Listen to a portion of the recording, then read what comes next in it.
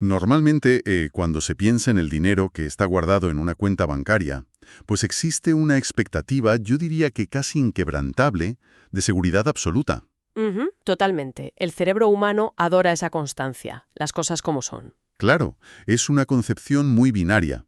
Alguien deposita 10.000 euros, mira la pantalla del móvil al día siguiente, al mes siguiente, y el número sigue ahí, intacto. Y eso da una paz mental enorme. Ver un número estático genera la ilusión de que el esfuerzo laboral que ha costado ganar ese dinero está, perfectamente encapsulado y protegido. Ya. El problema es que es una tranquilidad peligrosamente engañosa. Muy engañosa, sí. Porque cuando analizamos la economía desde una perspectiva un poco más profunda, esa supuesta cámara acorazada resulta ser más bien un colador. Vale, vamos a desgranar esto. Porque el objetivo de nuestro análisis de hoy es sinceramente vital. Ajá. Tenemos por delante la misión de explorar un fenómeno que es completamente invisible, pero que devora el patrimonio de todo el mundo a diario. Me refiero a la inflación. Un tema que, bueno, está en boca de todos, pero que muy pocos entienden realmente. Exacto.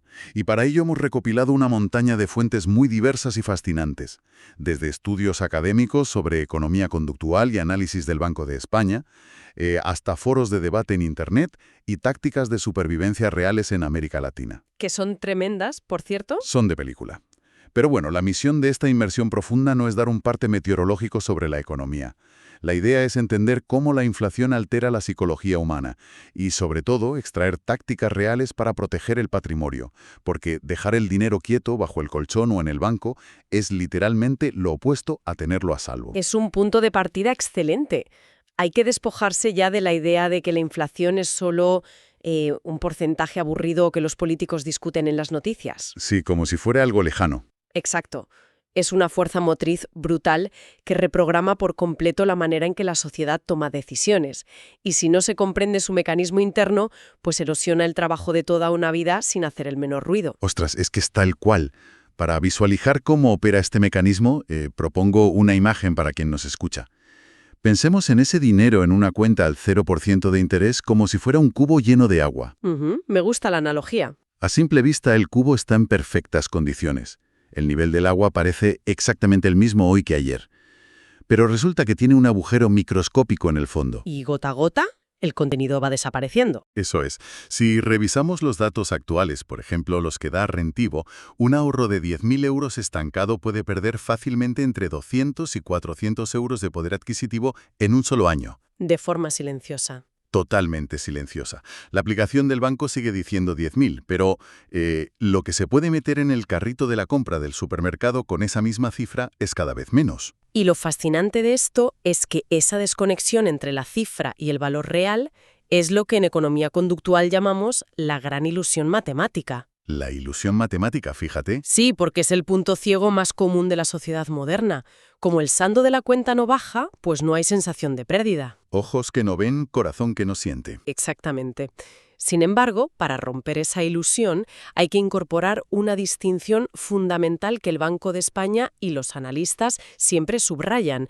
Me refiero a la diferencia vital entre el tipo de interés nominal y el tipo de interés real. Vale, esto suena un poco a jerga de Wall Street, pero en el fondo es una simple resta matemática, ¿no? Es una resta muy simple, sí, pero que cambia por completo las reglas del juego. A ver, el tipo de interés nominal es simplemente el gancho publicitario. Claro, lo que ves en el cartel del banco. Eso es. Es ese 5% que un banco promete pagar por un depósito. Y suena de maravilla, parece que el dinero está trabajando para ti y creciendo. Ya, pero hay truco. Hay truco, porque la ecuación está incompleta hasta que no se le resta la inflación. Si el banco te da un 5% nominal, pero ese mismo año el coste de la vida sube un 2%, el interés real, que es el verdadero aumento de tu poder adquisitivo, es solo del 3%. Madre mía, la rebaja es importante. Y esa cifra, ese 3%, es la única que importa al final del día, porque es la que te dice cuántos bienes y servicios reales vas a poder adquirir cuando acabe el año. Es como... A ver si sirve esta otra imagen. Es como correr en una cinta mecánica. Alguien puede estar corriendo a 5 kilómetros por hora, sudando la gota gorda, pero si la cinta va en dirección contraria a 2 kilómetros por hora, el avance real es de solo 3. Totalmente. Una metáfora perfecta. Y el drama viene cuando la persona simplemente se queda quieta en la cinta. O sea, con el dinero al 0%. Irremediablemente, la máquina de la inflación te empuja hacia atrás. Hacia atrás y sin frenos, sí. Ahora bien, una vez que la gente empieza a notar este agujero en el cubo, cuando ven que hacer la compra cuesta un 30% más, la psicología humana no se queda de brazos cruzados. No, ¿qué va? Se activa un resorte de supervivencia tremendo. Revisando la literatura académica sobre este comportamiento, concretamente estudios de Ecuacientífica y de Dialnet, se observa un cambio drástico. El miedo a perder poder adquisitivo desencadena, pues eso, un instinto casi primitivo. Un instinto que transforma radicalmente en que nos gastamos el dinero. Los estudios muestran que en un entorno de inflación alta, el gasto en productos de primera necesidad, como alimentos básicos y medicinas, salta de representar un 65% a ocupar casi el 82% del presupuesto familiar. Es que eso es casi todo el sueldo. Claro, se entra en una especie de economía de trinchera. Las familias priorizan la supervivencia inmediata. Y el resto de los sectores sufren. Por supuesto, para compensar esa subida, el gasto en productos de lujo cae al 10% y la inversión en tecnología baja hasta el 15%. Pero el fenómeno verdaderamente complejo aparece en cómo la sociedad intenta proteger los ahorros que le quedan. Exacto, porque los informes indican que hasta un 60% de los consumidores decide aumentar su tasa de ahorro por precaución. Ante la incertidumbre, la gente frena en seco. Frenan y muchos buscan refugios físicos. Un 25% se refugia en inmuebles, en ladrillo puro y duro, y un 15% busca metales preciosos como el oro. Pero aquí me vas a permitir que haga de abogado del diablo un momento. Adelante, dime. Planteo una duda que creo que es bastante razonable. Si la premisa es que todo, absolutamente todo, va a ser más caro el mes que viene, ¿no dictaría el más puro sentido común salir corriendo y comprar todo lo posible hoy mismo, antes de que los precios suban? A ver, esa es la reacción intuitiva. Y si conectamos esto con la perspectiva macroeconómica general, ese pánico es exactamente el mecanismo que convierte a la inflación en una bestia tan difícil de domar. O sea que la intuición nos juega una mala pasada. Nos hunde. Cuando toda una población asume que los precios van a seguir subiendo, se produce un adelanto masivo del consumo. La gente sale y compra compulsivamente cosas que aún no necesita, o se endeuda a lo loco a tipos de interés fijo para, entre comillas, ganarle al sistema. Ya, claro, porque dicen, si pido prestado hoy, devuelvo un dinero que mañana valdrá menos. Exacto. Pero, ¿qué ocurre entonces a nivel global? Toda esa demanda artificial que se inyecta de golpe en el mercado hace que los productos escaseen de verdad, y por la ley de la oferta y la demanda, los precios se disparan aún más rápido. Es decir, que el propio miedo a la inflación es lo que retroalimenta la inflación. Es una profecía autocumplida de manual. Y es exactamente el escenario que los bancos centrales odian y que intentan evitar a toda costa, subiendo los tipos de interés para intentar enfriar ese pánico comprador. ¡Qué barbaridad! Y fíjate que este ciclo está íntimamente ligado a la educación financiera.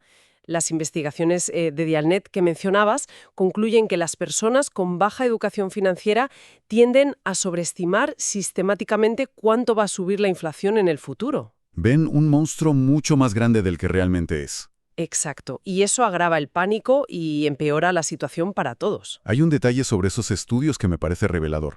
Resulta que para medir la educación financiera global a nivel mundial, utilizan solo 3 preguntas clave. 3 preguntas que suspende muchísima gente. La mayoría son preguntas sobre cómo funciona el interés compuesto, cómo la inflación erosiona el poder adquisitivo y por qué la diversificación reduce el riesgo. 3 pilares que parecen básicos, pero cuya incomprensión deja a la gente completamente expuesta. Y claro, esa exposición tan bestia obliga a las personas a buscar soluciones creativas a veces extremas. Cuando la teoría económica falla, la adaptación humana toma las riendas. Y las estrategias de supervivencia que hemos visto en distintas partes del mundo son laboratorios sociales alucinantes. Aquí es donde el análisis se pone realmente interesante, porque dejamos la teoría y bajamos al barro. Tenemos el caso de un informe de Argentina. Argentina, claro. Un escenario extremo. Es un país golpeado históricamente por la inflación, y la gente de a pie no confía en las instituciones financieras locales. Y ante esto, reaccionan de una forma insólita. Resulta que el segmento de la tecnología, cosas como ordenadores portátiles y teléfonos móviles, se convierte en una inversión. Es una mutación alucinante del concepto de activo refugio. Pero espera, porque a mí me cuesta muchísimo ver un teléfono móvil como si fuera un lingote de oro. Quiero decir, la tecnología tiene obsolescencia programada. Sí, por supuesto. Un ordenador, en 2 años vale la mitad simplemente porque ha salido un modelo mejor. ¿Cómo puede ser eso una buena inversión para proteger tu dinero? Esto plantea una pregunta importantísima. Y, a ver, en una economía estable europea o estadounidense, comprar tecnología como inversión sería sinceramente una decisión malísima, Ruinosa. ruinosa. Pero hay que entender cómo la utilidad de un activo cambia según la geografía y el caos. El dinero en efectivo que usamos habitualmente es dinero fiat, es decir, su valor se basa solo en la confianza en el gobierno que lo emite. Sí. Velocidad meteórica. Imagina que la moneda local pierde, no sé, un 100% de su valor en cuestión de meses. Madre mía. Claro, un ordenador, debido a la obsolescencia que tú mencionabas, puede perder un 20% de su valor en ese mismo tiempo. Pero si lo comparas con el efectivo, que no vale nada, el ordenador retiene muchísimo mejor el poder adquisitivo. Además, es un bien tangible, físico, y que puedes liquidar o revender fácilmente. Claro, ante el colapso del papel, pues te agarras al plástico y al silicio, porque es el mal menor. Exactamente.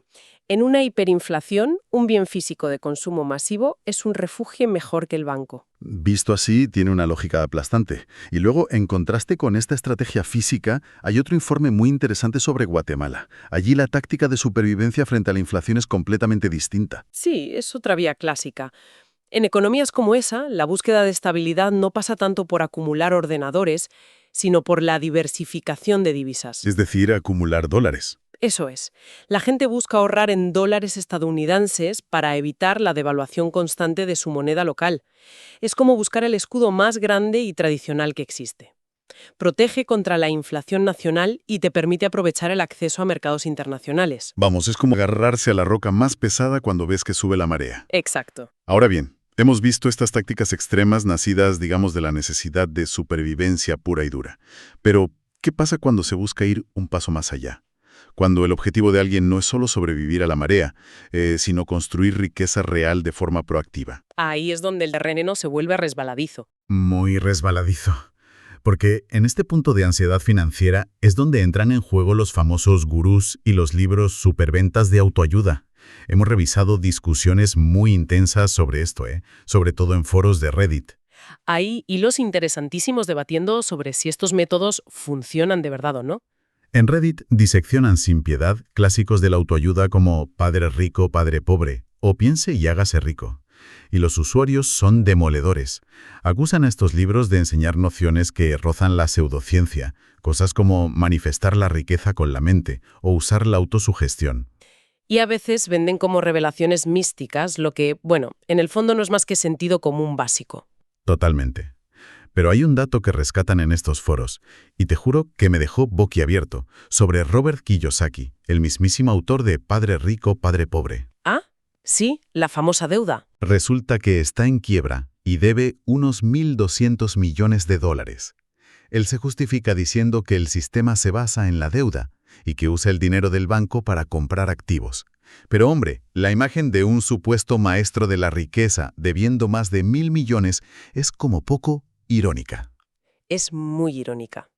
Y es por cosas como esa que el veredicto general de los usuarios en estos foros es tan claro. La verdadera gestión financiera, la que protege contra la inflación a largo plazo, no tiene atajos mágicos. Es lenta, es metódica y, siendo sinceros, es bastante aburrida.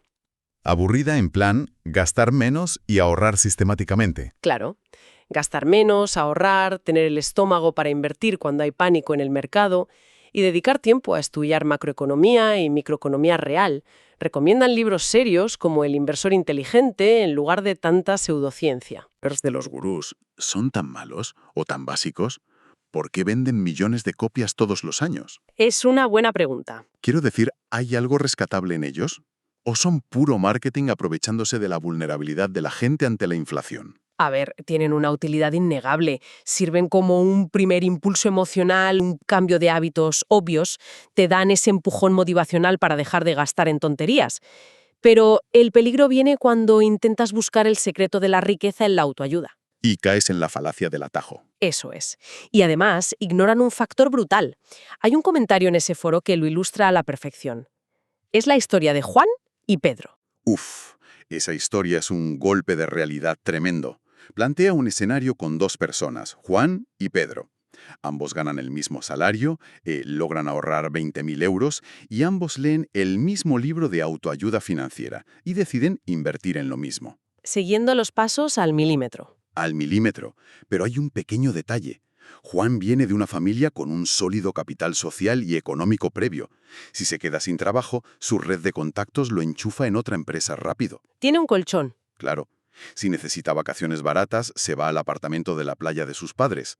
Así que sus 20.000 euros se quedan ahí, invirtiéndose y creciendo, sin que nadie los toque. Pero luego está la realidad de Pedro, que es la de la inmensa mayoría. Exacto. Pedro no tiene red de seguridad. A los 6 meses tiene un problema en una muela que la seguridad social no le cubre y tiene que pagar un pastón al dentista. Dinero que saca de la inversión. Ya empezamos mal. Al año siguiente se le rompe el coche y lo necesita para ir a trabajar. Más dinero que desaparece de su fondo. Al final, aplicando la misma teoría financiera del gurú, la inversión de Pedro se va a pique, mientras que la de Juan es un éxito rotundo. Es que el éxito de una misma inversión depende muchísimo del contexto socioeconómico previo de cada persona. Los gurús te venden que con tener la mentalidad adecuada basta, y no. Claro, descartada la magia de los gurús y entendiendo que la estrategia real es aburrida y metódica, es hora de poner sobre la mesa las tácticas concretas y probadas, ¿no? Sí, hablemos del manual práctico real, tanto para el pequeño ahorrador de aquí a 2026 como para los grandes patrimonios. Según los análisis como el de la nota económica o Rentivo, los llamados secretos de los millonarios se basan, primero, en la diversificación en activos tangibles, oro, arte, inmuebles, y en generar ingresos pasivos mediante dividendos de empresas sólidas. Y sobre todo, pensando a largo plazo para aprovechar la magia real, la del interés compuesto. Y evitando las deudas innecesarias. El informe de mitos del dinero desmiente cosas muy curiosas y advierte sobre el peligro de la mentalidad de si no lo compro ahora pierdo la oportunidad. Uf, eso es letal. Y también hablan de la gran trampa de los llamados meses sin intereses, que son muy populares. Parecen dinero gratis, pero lo que hacen es comprometer todo tu ingreso futuro. Te encadenan a la deuda. Y si traducimos todo esto en un plan táctico muy concreto, digamos para cualquiera que nos escuche y quiera prepararse para 2026 en adelante, lo podemos resumir en 3 grandes pasos. A ver, soy todo oídos. El primer paso es el fondo de emergencia a corto plazo. Y aquí, nada de asumir riesgos. Hay que usar depósitos bancarios remunerados. Hoy en día, plataformas como Trade Republic o Raisin te dan acceso a cuentas que pagan entre un 3 y un 4% anual. Vale, o sea que ahí conseguimos como mínimo empatar contra la inflación. Exacto. El segundo paso es el dinero a largo plazo, a más de 5 años vista. Aquí es donde entran los famosos fondos indexados, herramientas que replican índices mundiales como el S&P 500 o el Eurostoxx. Históricamente suelen dar rentabilidades del 6 al 8%. Y además hoy en día se puede hacer con plataformas automatizadas, los robo-advisors, ¿no? Sí, gestores como Finencens o Indexa Capital que cobran comisiones bajísimas. Vale, ¿y el tercer paso? El tercer paso es puramente conductual. Hacer aportaciones mensuales de manera automática y revisar la cuenta trimestralmente, no todos los días, para evitar el estrés del mercado. Entonces, ¿qué significa todo esto de manera visual? Fíjate, escuchando todo esto se me ocurre una regla mnemotécnica clara. Podemos pensar en el patrimonio como si fuera un castillo. A ver, ilústrame esa metáfora del castillo. Pues mira, el foso del castillo sería ese fondo de emergencia. Son los depósitos seguros al 3 o 4% que protejan la fortaleza ante ataques inmediatos. El despido, la rotura del coche, la lavadora. Me gusta. Y los muros. Los muros de piedra gruesa son las inversiones a largo plazo. Esos fondos indexados que van creciendo ladrillo a ladrillo, bloque a bloque, venciendo a la inflación a lo largo de los años. Y luego, en la torre más alta, bien guardados, están los tesoros. La diversificación. Eso es. La diversificación contra imprevistos catastróficos. Oro, inmuebles o dólares, como hacían en Guatemala. Es una metáfora fantástica porque asigna a cada euro un trabajo específico. Pero hay que añadir el error número 1 a tu historia del castillo. ¿Cuál es? El error número 1 es no hacer nada por culpa de una falsa sensación de seguridad. Dejar el dinero quieto en el banco al 0% es equivalente a no construir muros y dejar el puente levadizo bajado de par en par. Es la única garantía matemática absoluta de que vas a perder dinero frente a la inflación. Madre mía. Bueno, pues a modo de conclusión de esta inmersión profunda, ha quedado claro que la inflación es una fuerza inevitable en el mundo moderno, pero perder poder adquisitivo de forma pasiva es opcional. Exactamente, es una elección. Hay que entender la diferencia entre el interés nominal y el real. Hay que evitar los ataques de pánico comprando ordenadores que no necesitamos, hay que ignorar la pseudociencia de los gurús y ponerse serios automatizando inversiones, aunque sea aburrido. Y antes de terminar, me gustaría delinear un último concepto, dejar una idea flotando en el aire para reflexionar. Adelante. Hemos visto en los estudios académicos que si la gente espera que haya inflación y se deja llevar por el pánico, su comportamiento causa aún más inflación. Es la profecía autocumplida. Sí. Pues bien, la pregunta provocadora es, si de pronto, por arte de magia, toda la población recibiera una educación financiera perfecta y nadie tomara decisiones basadas en el miedo, ¿se estabilizaría la inflación por completo? Uf. ¿O descubriríamos que el sistema económico actual depende secretamente de esos pequeños errores matemáticos que cometemos a diario para poder seguir funcionando? Qué barbaridad de pregunta. Depende el sistema de nuestra ignorancia. Es algo para quedarse pensando toda la semana. Bueno, ha sido un placer compartir este análisis tan revelador. El placer ha sido mío. Y para quien nos escucha, la invitación es sutil pero firme. Seguid cuestionando lo que se da por sentado en el día a día económico, porque las cosas casi nunca son lo que parecen a simple vista. Hasta la próxima inmersión.